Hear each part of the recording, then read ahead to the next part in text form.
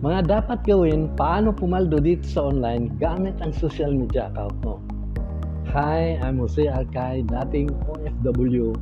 Work at Dubai Ports Authority as crane technician for 13 years. Una, piliin mo ang video na nakakatulong sa iyo.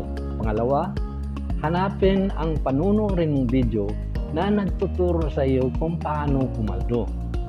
At ang pangatlo, kailangan meron kang cellphone na may stable internet connection dahil lahat ng gagawin ay puro online.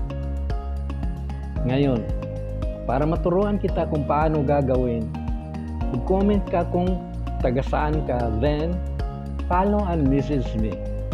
At i-share mo na rin para pangalan mo agad ang makikita ko. Paano? See you in my inbox. Bye and God bless.